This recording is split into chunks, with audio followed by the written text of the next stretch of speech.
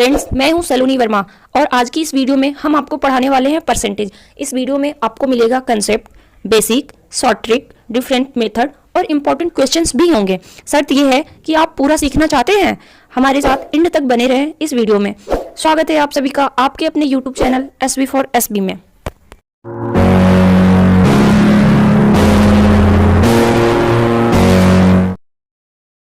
Friends, exam में different types के प्रश्न परसेंटेज से पूछे जाते हैं। मैं आप लोगों को परसेंटेज के सारे टाइप्स कराऊंगी। इसी को ध्यान में रखकर आज मैं कुछ प्रश्न का कलेक्शन लेकर आई हूं, जिसमें आज सिर्फ आपको मैं प्रश्न कराऊंगी, जिससे आप लोग प्रश्न की लैंग्वेज समझकर मात्र कुछ सेकंड में प्रश्न को सॉल्व करना सीख लोगे।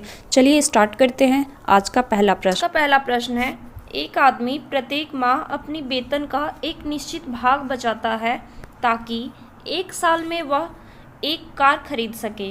तो ज्ञात करें कि उसे अपने बचत में कितने प्रतिशत की वृद्धि करनी चाहिए कि वह उसकी कार को 9 महीने में खरीद सके। यानी प्रश्न में ये कह रहा है कि एक आदमी एक कार को एक साल में खरीदना चाहता है। एक साल यानी कि 12 मंथ में खरीदना चाहता है। उसके लिए वो सेविंग करता है, फिक्स अमाउंट सेव करता है, बचत करता है। लेकिन प्रश्न में ये पूछ रहा है कि ज्ञात करें उसे अपने बचत में यानी सेविंग में कितने प्रतिशत की वृद्धि करनी चाहिए कि वो 12 मंथ की जगह कार को 9 महीने में खरीद सके। 9 महीने में खरीदने के लिए उसे कितने परसेंट की सेविंग को बढ़ानी होगी। जो सेविंग कर रहा है, मान लो कि अगर 200 रुपये पर मंथ सेविंग कर रहा है, तो इसमें कितने परसेंट की वृद्धि करनी होगी कि कार को 12 मंथ के जगह पे 9 महीने में ही खरीद सके, कम समय में खरीद सके। तो आप लोग एक बार इस प्रश्न को पढ़ लो अच्छे से, फिर आप लोग को सॉल्व करने में कोई दिक्कत नहीं होगी। करते हैं इस प्रश्न को। पहले कार को कितने साल में खरीदना था? 1 साल में, यानी कि 12 मंथ में। प्रश्न में दे रखा है कि 9 महीने में खरीद सके, इसके लिए अपनी सेविंग में यानी कि बचत में कितने परसेंट की वृद्धि करनी होगी कि कार को हम 9 मंथ में खरीद सकें। तो क्या करते हैं, 12 और 9 का एलसीएम लेते हैं। 12 और 9 का एलसीएम क्या आएगा? 36। ये 36 क्या है? 36 रुपये। ये 36 क्या है? कार की प्राइस है, कार की प्राइस। अब क्या करते हैं, 36 में हम 12 का भाग देंगे तो क्या निकल के आएगा? 3। और 36 में 9 से भाग देंगे तो क्या निकल के आएगा? 4। यानी कि पहले सेविंग कितने की हो रही थी? 3 की। अब सेविंग कितने की हो रही है? 4 की। जब 12 मंथ में कार को खरीदना था तो सेविंग कितने की हो रही थी? 3 रुपये की। अब जब कार को 9 मंथ में खरीदना है, यानी कि कम समय में खरीदना है, तो जो सेविंग है उसको हमें बढ़ाना होगा, बचत को बढ़ाना होगा ताकि कार को जल्दी खरीद सके। तो यहाँ पर सेविंग 4 की हो रही है। पहले सेविंग 3 की, अब सेविंग 4 की हो रही है, यानी कितने की वृद्धि हो रही है? 1 की। तो क्या करते हैं, यहाँ पर 1 अपॉन में क्या लिखेंगे? 3 लिखेंगे। जो रियल वैल्यू होती है उसको लिखते हैं। ये तो बढ़ाने के बाद की आई है ना, तो इसको लिखेंगे। फिर क्या करते हैं, प्रश्न पूछा है परसेंटेज, इसके लिए क्या करेंगे? 100 से गुणा कर देते हैं।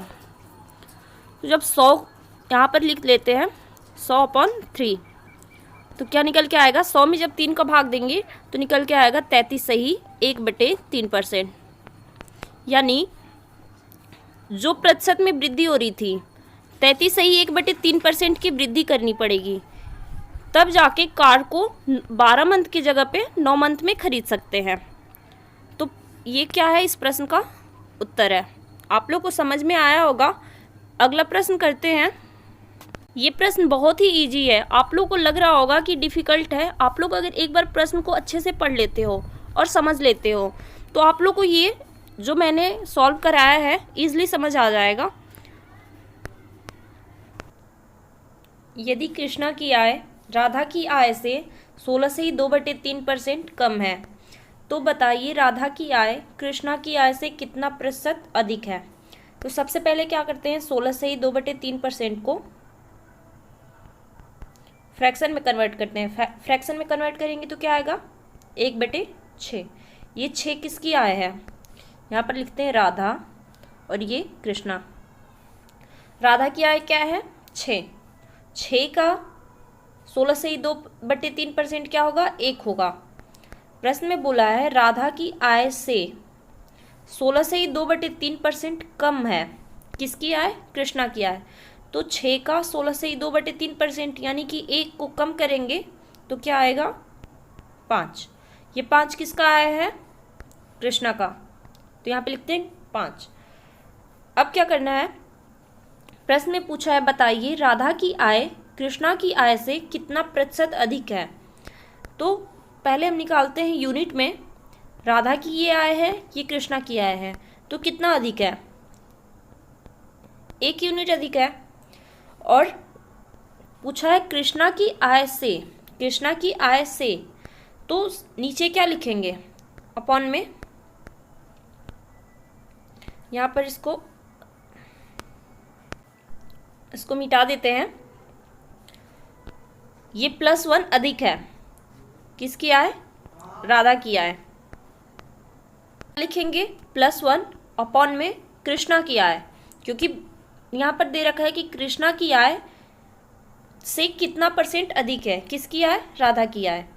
तो यहाँ पे अपॉन में क्या लिखते हैं 5, क्योंकि यहाँ पर से है, तो जब भी जिसका, जिनका और जिससे 3 शब्द कहाँ लिखे जाते हैं? हर में लिखे जाते हैं। हमने ये बात आपको पहले बता रखा है।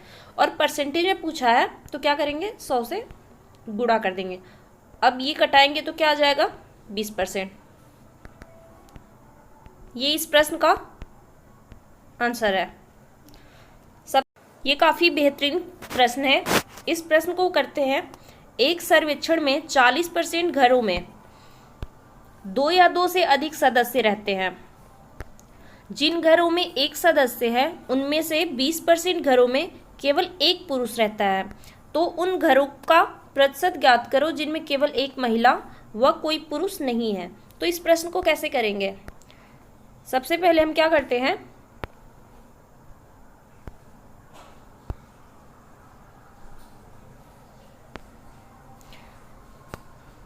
टोटल फैमिली हम क्या ले लेते हैं, यहाँ पर ले लेते हैं टोटल फैमिली कितना है? 100%। और 40% घरों में कौन रहता है? 2 या 2 से अधिक सदस्य रहते हैं। तो हम इसका 40%, 100 का 40% घरों में कौन रहता है? 2 या 2 से अधिक मेंबर रहते हैं। ये प्रश्न में दे रखा है। तो इसका मतलब क्या हुआ? 60% घरों में कौन रहेगा? जब 40% घरों में 2 या 2 से अधिक मेंबर रहते हैं तो 60% घरों में कौन रहेगा? एक मेंबर रहेगा। एक मेंबर रहेगा, वो फिर मेल या फीमेल कोई भी हो सकता है, महिला अथवा पुरुष कोई भी हो सकता है। लेकिन हमें ये पता चल गया कि 60% घरों में एक मेंबर रहते हैं और 40% घरों में 2 या 2 से अधिक मेंबर रहते हैं।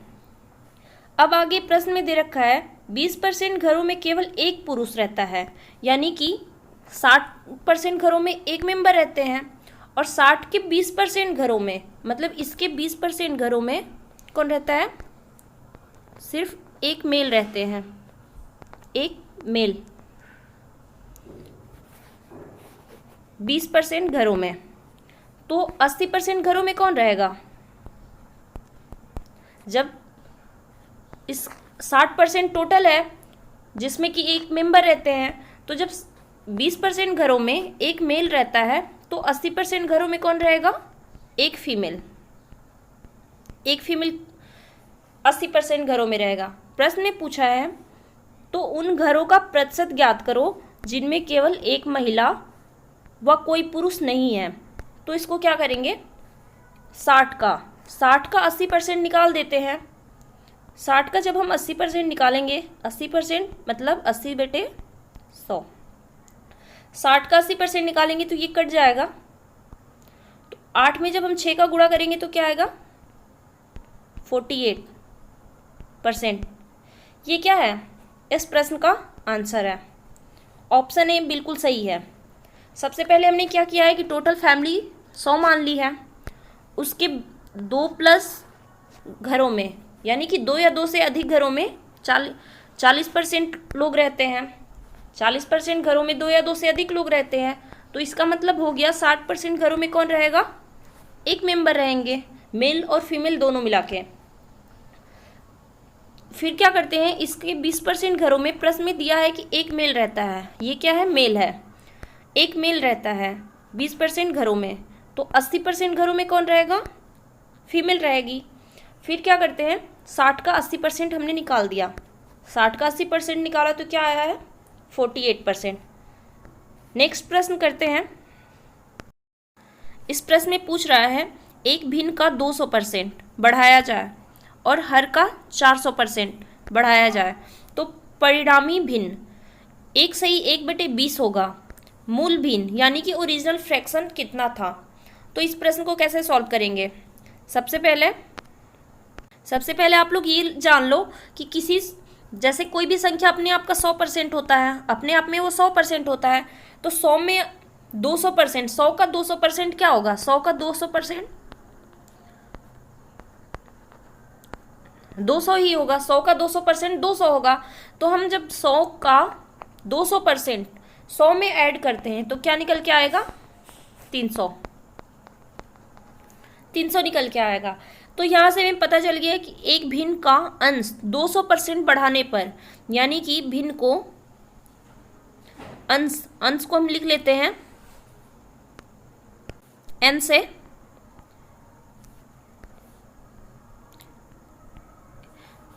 %300। ये 300 कहाँ से आया है, 100 का 200% हमने किया है, कोई संख्या हमने 100 मानी, 100 का 200% बढ़ा दिया, बढ़ाने का मतलब होता है जोड़ दिया हमने, तो 300 हो गया। अपॉन में क्या लिखेंगे, हर का 400%।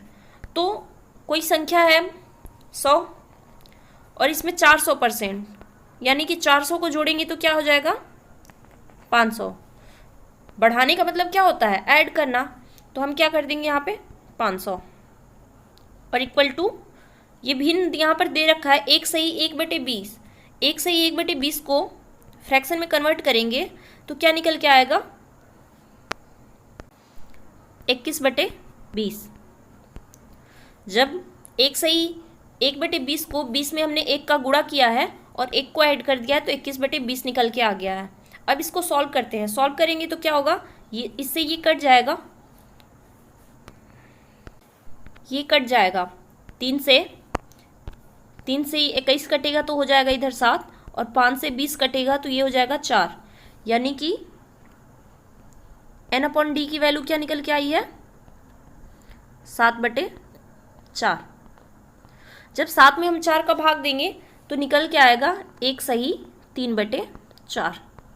यहाँ से हमने गुणा किया, 4 में 1 का गुणा करेंगे तो 4 हो जाएगा और 3 को ऐड करेंगे तो 7 हो जाएगा, 7/4।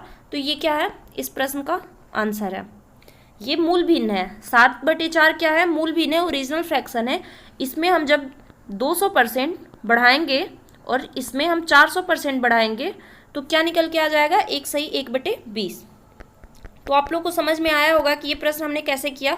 एक और इसी टाइप का हम प्रश्न करके आपको समझाते हैं। करते हैं अगला प्रश्न।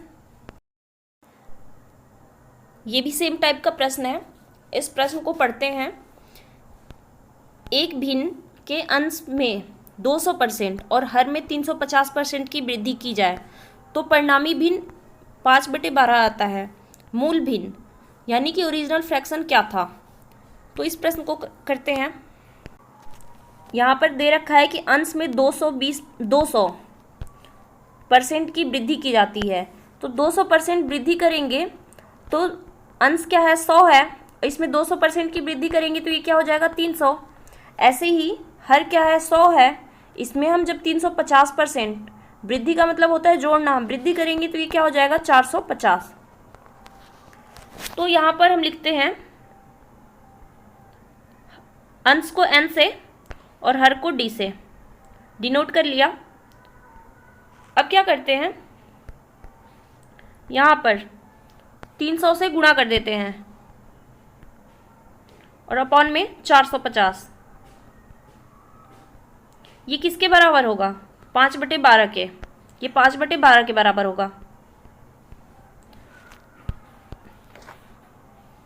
आप लोग को समझ में आया होगा कि ये 300 और ये 450 कहाँ से आया है, क्योंकि प्रश्न में दे रखा है 200% की वृद्धि करेंगे, तो 200% की वृद्धि करेंगे तो 300 हो जाएगा और 350% की वृद्धि करेंगे तो 450 हो जाएगा। तो क्या करते ये कट जाएगा, 1 0 से 1 0 कट जाएगा और ये 15 से कटेगा 2 बार में, तो इधर 2 होगा और ये 3 हो जाएगा। फिर n/d की वैल्यू क्या निकल के आएगी, 5 में 3 का गुणा करेंगे और 12 में 2 का गुणा करेंगे तो ये हो जाएगा 15 और अपॉन में क्या होगा 24। ये कटेगा तो 3 से कटाएंगे तो 3 5 15 और ये 8 बार में कटेगा तो ये अंश और ये हर 5/8 निकल के आ गया। ये ओरिजिनल फ्रैक्शन है, मूल भिन्न, यानी कि 5/8 ये जो अंश है इसमें हम जब 200% और हर का जब हम 350% बढ़ाएंगे, वृद्धि करेंगे तो कितना निकल के आएगा, 5/12 निकल के आएगा। प्रश्न में ऐसा बोला है तो ऑप्शन कौन सा सही है, यहाँ पर ऑप्शन बी बिल्कुल सही है। ये ऑप्शन बी बिल्कुल सही है, ये इस प्रश्न का आंसर है। उम्मीद है आप लोग को समझ आया होगा कि ऐसे प्रश्न को कैसे करते हैं। जब दे रखा है, वृद्धि की गई है, तो हम क्या करते हैं, 100 में उतना ऐड कर देते हैं, उसके बाद गुणा करके इतने इक्वल कर लेते हैं, उसके बाद सॉल्व कर देते हैं, वही आंसर निकल के आ जाता है। अगला प्रश्न करते हैं, इस प्रश्न को सॉल्व करते हैं। प्रश्न में दे रखा है 65 छात्रों और 4 शिक्षकों की एक कक्षा में प्रत्येक छात्रों की कुल संख्या का 20% और प्रत्येक शिक्षक को छात्रों की कुल संख्या का 40% स्वीट्स मिलता है, तो कुल कितने स्वीट्स थे। तो इस प्रश्न को कैसे करेंगे, सबसे पहले हम क्या करते हैं, प्रत्येक स्टूडेंट को छात्रों की कुल संख्या, यानी कि छात्रों की कुल संख्या क्या है, 65 है, 65 का 20%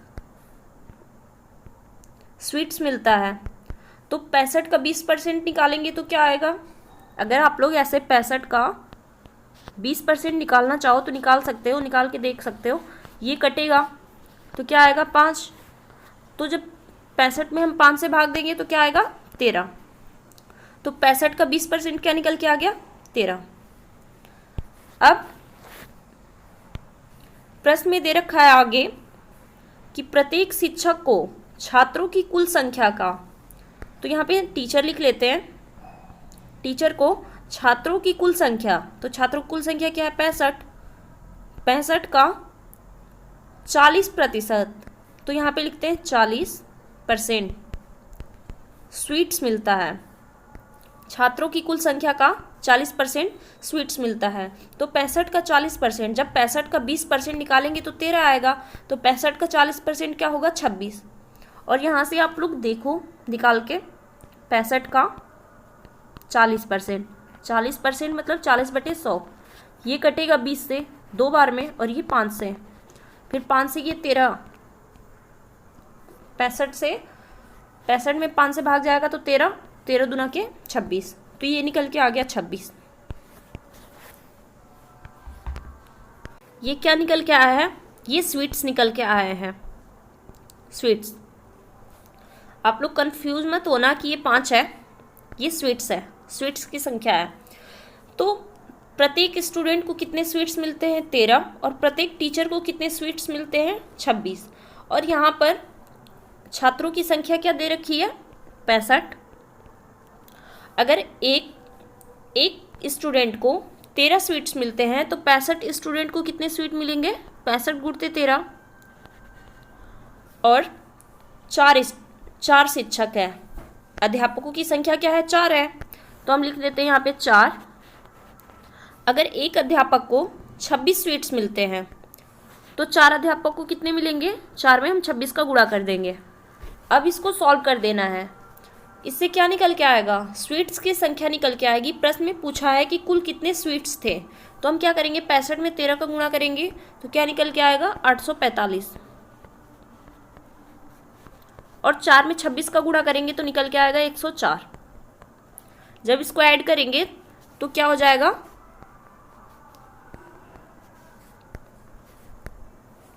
949। ये इस प्रश्न का आंसर है, 949 स्वीट्स थे। सबसे पहले हमने क्या किया है, पहले निकाल लिया, यहाँ पर दे रखा था 65 छात्र और 4 अध्यापक, और उनका दे रखा था कि इनको कितने % स्वीट्स मिले हैं। तो यहाँ से हमने निकाल लिया है कि एक स्टूडेंट को कितने स्वीट्स मिले हैं। तो एक स्टूडेंट को 13 स्वीट और एक टीचर को 26 स्वीट। तो यहाँ से हमने गुणा कर लिया है और फिर ऐड करके आंसर फाइंड कर लिया है। करते हैं अगला प्रश्न। उम्मीद है आप लोगों को ये प्रश्न अच्छे से समझ में आया होगा। इस प्रश्न को देखिए।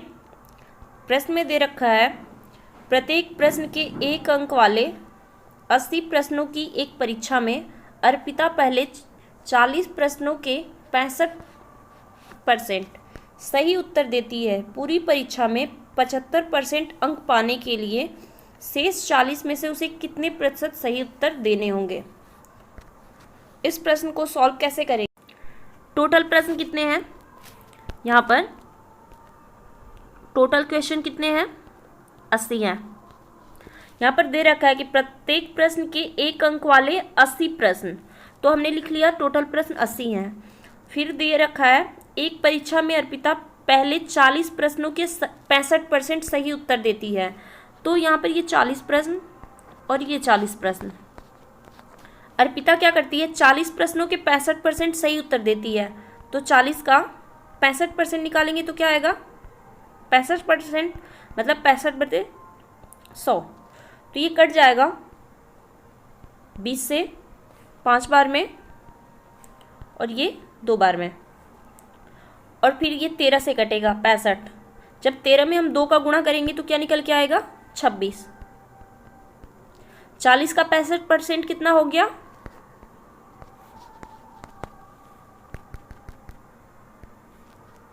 26 हो गया। अर्पिता क्या करती है, 40 प्रश्नों में से 40 प्रश्नों के 65% सही उत्तर करती है। तो हमें यहाँ पर पता चल गया कि अर्पिता 40 में से 26 क्वेश्चन सही किया। अब प्रश्न में दे रखा है आगे कि पूरी परीक्षा में 75 अंक पाने के लिए 75% अंक पाने के लिए शेष 40 में से उसे कितने % सही उत्तर करने पड़ेंगे। तो 80 का टोटल प्रश्न क्या है, 80 है, क्योंकि दे रखा है ना कि पूरी परीक्षा में। तो 80 का 75% क्या निकल के आएगा, 80 का 75% जब निकालेंगे तो 60 आएगा। तो पहले अर्पिता ने क्या किया, 40 में से 26 क्वेश्चन सही कर लिए हैं। अब उसे 40 में से कितने क्वेश्चन सही करने होंगे। तो यहाँ पर हम 26 क्वेश्चन को माइनस कर देते हैं, क्योंकि अर्पिता को 60 क्वेश्चन सही करने होंगे 75% अंक पाने के लिए। यहाँ पर 80 का 75% हमने निकाला है तो 60 क्वेश्चन हुआ है। तो 60 क्वेश्चन लाने के लिए 75% लाने के लिए 60 क्वेश्चन अर्पिता को सही करने होंगे, और 26 क्वेश्चन अर्पिता ने पहले सही कर रखे हैं। तो हम क्या करते हैं, 60 क्वेश्चन में से 26 क्वेश्चन माइनस कर देते हैं, तो कितने निकल के आएंगे, 34 क्वेश्चन। तो यानी 40 में से अर्पिता को 34 क्वेश्चन सही करने होंगे। ये 40 में से 26% क्वेश्चन सही किया है अर्पिता ने, और ये 40 में से इसको 34 क्वेश्चन सही करने होंगे। अब प्रश्न में आगे पूछ रहा है, ये नहीं पूछा है कि कितने क्वेश्चन सही करने होंगे, वो पूछा है कि कितने प्रतिशत सही उत्तर देने होंगे। मतलब कि परसेंटेज में वैल्यू पूछ रही है। तो क्या करेंगे, टोटल कितने सही करने पड़ेंगे, और क्वेश्चन 40 में से 34 को,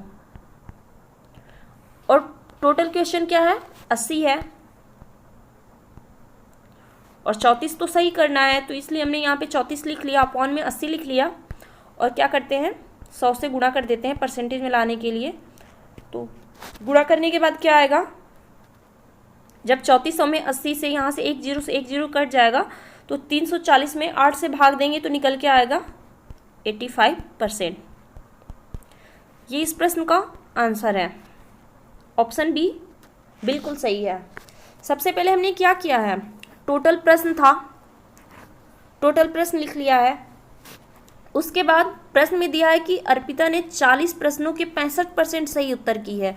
तो ये 40 क्वेश्चन था, और ये 80, यहाँ पर भी 40 क्वेश्चन और 40 क्वेश्चन, टोटल कितने प्रश्न हो गए, 80 प्रश्न हो गए। तो यहाँ पर 40 का जब हमने 65% निकाला है तो 26 प्रश्न आया है। अर्पिता ने टोटल 26 प्रश्न सही किए हैं, लेकिन प्रश्न में दिया है कि 75% अंक पाने के लिए अर्पिता को 75% लाना है।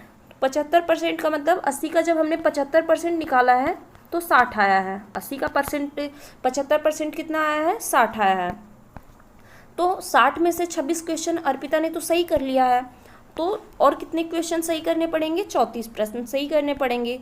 लेकिन प्रश्न में ये नहीं पूछा है कि कितने प्रश्न सही करने पड़ेंगे, वो पूछा है कि कितने % सही उत्तर देने पड़ेंगे। तो हमने क्या किया है कि 34 को परसेंटेज में कन्वर्ट कर लिया है, तो यहाँ पे लिखा है 34 और टोटल जो प्रश्न था 80 था और इसको 100 से गुणा कर दिया है, तो आंसर निकल के आ गया। ऑप्शन बी बिल्कुल सही है।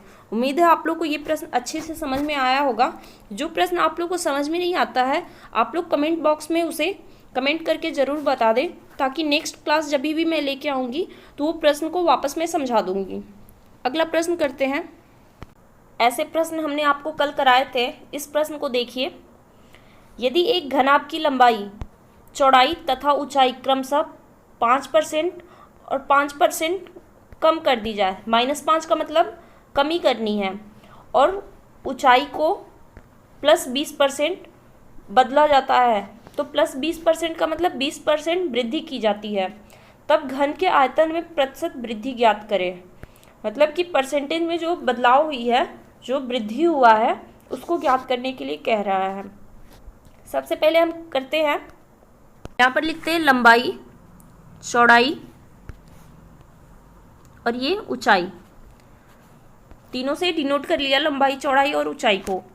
अब प्रश्न में दे रखा है कि लंबाई को 5% की कमी की जाती है। -5 का मतलब 5% की कमी की जाती है, तो 5% का मतलब क्या होता है?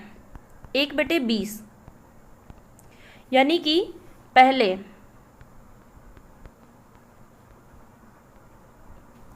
लंबाई क्या थी? 20 था, और अब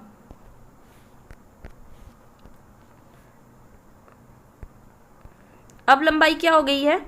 19, यानी कि 20 का 5% क्या होगा? 1 होगा, तो 20 में से 1 को माइनस कर देंगे तो क्या हो जाएगा? 19 हो जाएगा। फिर कह रहा है कि 5% की कमी की जाती है, किसमें? चौड़ाई में। तो पहले चौड़ाई क्या थी? 20 था, ये 20 हो जाएगा चौड़ाई, और इसमें हम क्या करते हैं? 5% की कमी, तो 20 का 5% क्या होगा? 1 होगा, तो 20 का 5% 1 होगा, तो 20 में से जब हम 1 को माइनस करेंगे तो क्या आ जाएगा? 19। लंबाई और चौड़ाई को 5% की कमी की जाती है और ऊंचाई में 20% की वृद्धि की जाती है। प्रश्न में दे रखा है +20 बदला जाता है, यानी 20% की वृद्धि की जाती है। तो हम बदलते हैं 20%। 20% का मतलब क्या होगा? 1/5 होगा। फ्रैक्शन में जब हम चेंज करेंगे 20% को तो 1/5 आएगा। तो ये 5 क्या है?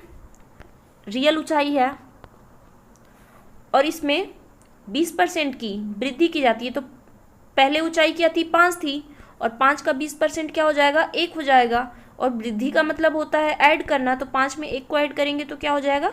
6। तो हम यहाँ पे लिख लेते हैं 6। 5% की कमी हुई है, तो पहले लंबाई 20 था तो अब लंबाई हो गया 19। पहले चौड़ाई 20 था तो अब लंबाई हो गया है 19, और यहाँ पर पहले ऊंचाई 5 था तो अब ऊंचाई हो गया है 6, क्योंकि वृद्धि की गई है।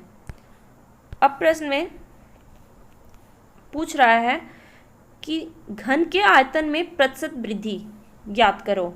घन के आयतन में प्रतिशत वृद्धि, तो कैसे सॉल्व करेंगे? अब आयतन बराबर क्या होता है? आयतन बराबर होता है LBH, लंबाई गुणित चौड़ाई गुणित ऊंचाई। तो यहाँ पे रखते हैं 20 गुणित 20 गुणित 20, सॉरी 20 गुणित 20 गुणित 5। यहाँ पर h की वैल्यू क्या है? 5 है, तो गुणा करने के बाद क्या आएगा? 2000 आएगा। 20 में 20 का गुणा करेंगे, फिर 5 का गुणा करेंगे तो 2000 आएगा। तो यहाँ पे हम लिख लेते हैं 2000। अब दे रखा है प्रश्न में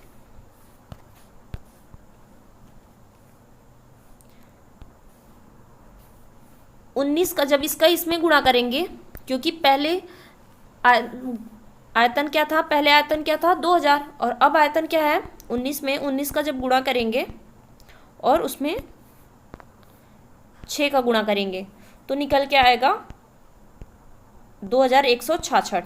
तो यहाँ पे लिख लेते हैं 2166। टोटल कितने की वृद्धि हुई है, ये कैसे आया है, हमने यहाँ पे मल्टीप्लाई कर लिया है।